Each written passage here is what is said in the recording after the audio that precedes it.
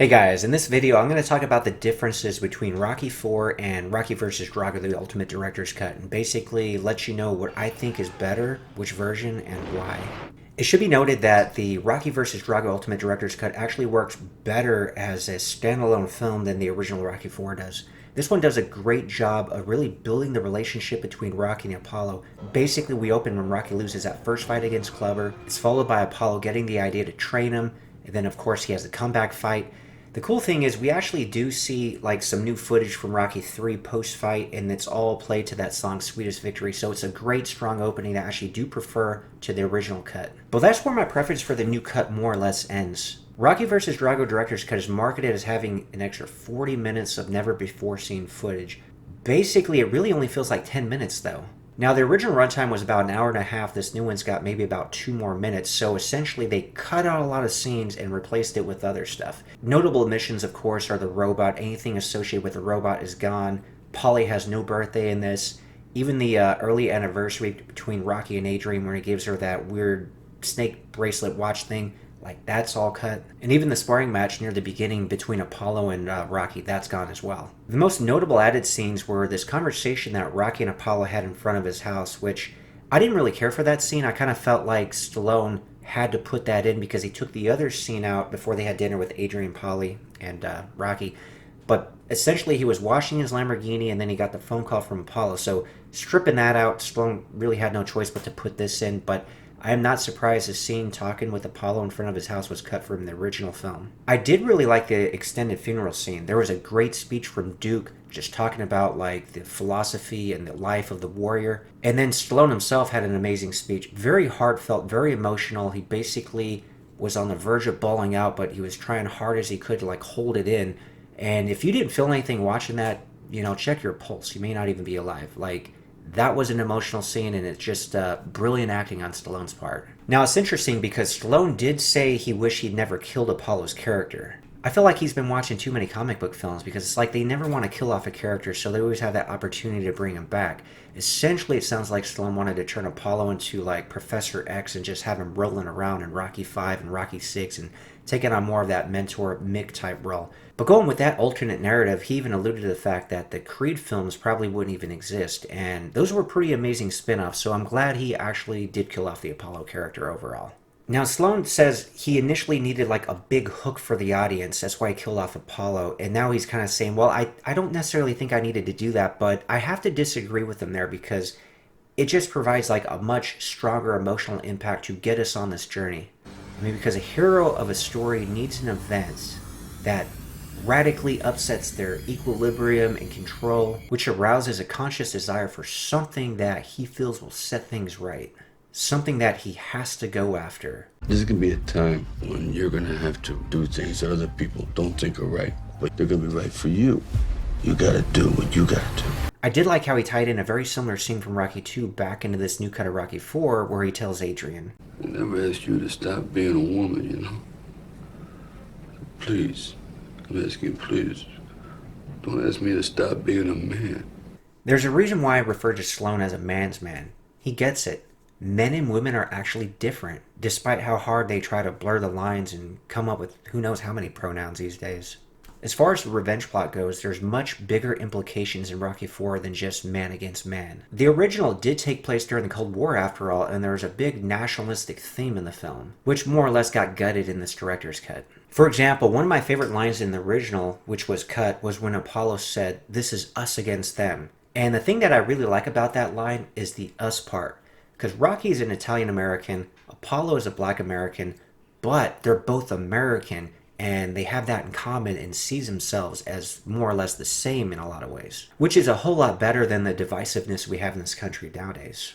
And the director's cut even stripped away that scene between Drago's wife and Apollo's wife. Good luck. I hope after we can be friends. I hope so. Of course, they're sportsmen, not soldiers. Because of that, the end speech really didn't have the same impact. In here, there were two guys killing each other. But I guess that's better than 20 million. Rival nations aside, at the end of the day, we're all people. We have a lot more in common than not.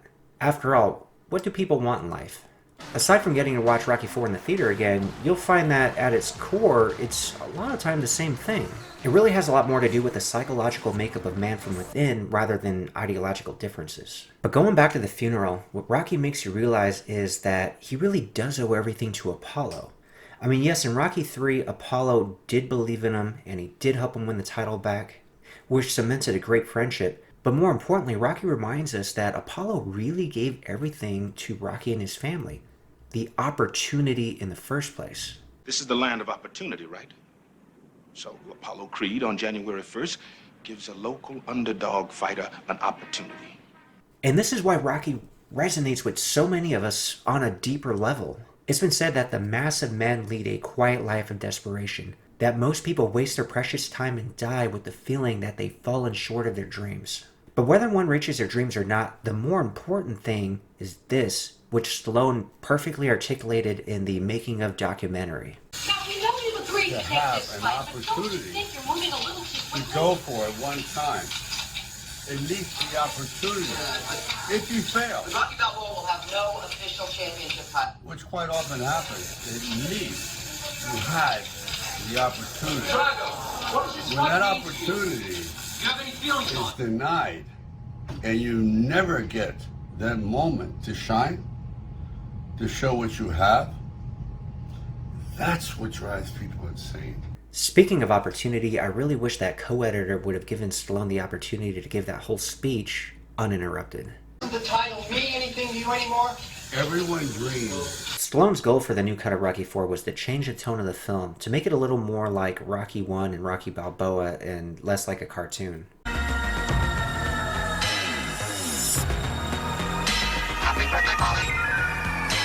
In order to achieve this, he wanted to provide more depth to the characters, such as Apollo and Drago. As far as Apollo goes, there's a lot of similarity between Apollo in this new cut of Rocky IV and Rocky from Rocky II. Yeah, I think I'm becoming nobody again, too. Both men are facing an existential crisis of sorts. In the original cut, Rocky called Apollo out on this. But you think maybe it's like you against you? What do you think? And sometimes less is more. Like, it worked perfectly in the original cut, like we got it. We knew Apollo's main motivation was to do it for himself. And I felt in this new cut, Stallone tried to overemphasize it and like hit us over the head with it. But overall, this theme remained strong. Jean-Paul Sartre expressed, "The essence of reality is scarcity, a universal and eternal lacking. There isn't enough of anything in this world to go around." So Apollo would have never truly been happy despite his success of holding the heavyweight title for a time. You know me, Stallion. Always think of something else. Furthermore, just like the original Rocky film, his goals were tied into patriotism. And why not? Apollo is in essence the embodiment of the American dream, just like Rocky himself. Hard work, persistence, and dedication will take you pretty far in America, despite your background and humble beginnings. Because at the end of the day, there are so many people that want to come to this country and will even do it illegally, and that alone should make you realize how lucky you are to be here if you're an American. As far as Drago goes, there is a more human dimension to him in the director's cut. Hold one will know my name. Drago. Drago. Although Stallone didn't add too many more lines of dialogue, there were just enough. For example, the brief answers Drago gave and the looks during the press conference showed us that there was something more to his character than just this robotic puppet for the Russian government. In summary, I'll have to revisit the director's cut a few more times, but first impression, I actually do like the original cut more. This one's still quite montage heavy with barely any changes made to the training scenes. I could have done without any changes to the No Easy Way Out driving montage. The clips showcasing scenes from prior Rocky films were turned into black and white, which I think was a mistake, as muting the colors really took away from the vivid landscape of all those prior Rocky films. At the end of the day, Sylvester Stallone is a cinematic genius. Going by that making of documentary, I don't think he gave himself enough credit to what he created back in 1985. It was a work of genius. It still is. It will always be. But, you know, like any artist that he said, you always think you can improve upon your work. Which may or may not necessarily be the case. I mean, I guess you might think that, but can you really do it? I don't know. Let me know in the comments below if you guys think it was better. Was it worse? How are your feelings? At the end of the day, I call it a win because, like many of you, I got to watch Rocky IV in the theater.